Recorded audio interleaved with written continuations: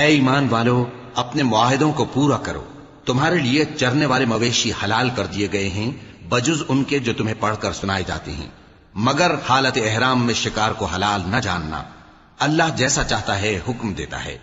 مومنوں، اللہ کے نام کی چیزوں کی بے حرمتی نہ کرنا، اور نہ ادب کے مہینے کی، اور نہ قربانی کے جانوروں کی، اور نہ ان جانوروں کی جو اللہ کی نذر کر دیے گئے ہوں کہ جن کے گلوں میں پٹے پڑے ہوں، اور نہ ان لوگوں کی جو حرمت والے گھر یعنی بیت اللہ کو جا رہے ہوں اپنے پروردگار کے فضل اور اس کی خوشنودی کے طلبگار بنے ہوئے۔ اور جب احرام اتار دو تو پھر اختیار ہے کہ شکار کرو، اور کچھ لوگوں کی دشمنی اس وجہ سے کہ انہوں نے تم کو مسجد حرام سے روکا تھا تمہیں اس بات پر آمادہ نہ کر دے کہ تم زیادتی کرنے لگو۔ اور دیکھو، نیکی اور پرہیزگاری کے کاموں میں ایک دوسرے کی مدد کیا کرو، اور گناہ اور ظلم کی باتوں میں کسی کے ساتھ تعاون نہ کرو، اور اللہ سے ڈرتے رہو۔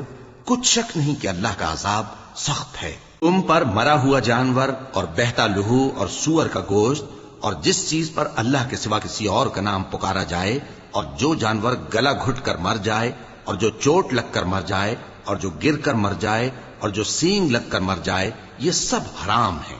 اور وہ جانور بھی جس کو درندے پھاڑ کھائیں، مگر جس کو تم مرنے سے پہلے ذبح کر لو، اور وہ جانور بھی جو غیر اللہ کے آستانے پر ذبح کیا جائے، اور یہ بھی کہ پانسوں سے قسمت معلوم کرو۔ یہ سب گناہ کے کام ہیں۔ آج کافر تمہارے دین سے نا امید ہو گئے ہیں تو ان سے مت ڈرو اور مجھی سے ڈرتے رہو۔ آج میں نے تمہارے لیے تمہارا دین کامل کر دیا ہے اور اپنی نعمتیں تم پر پوری کر دی، اور تمہارے لیے اسلام کو بطور دین پسند کر لیا۔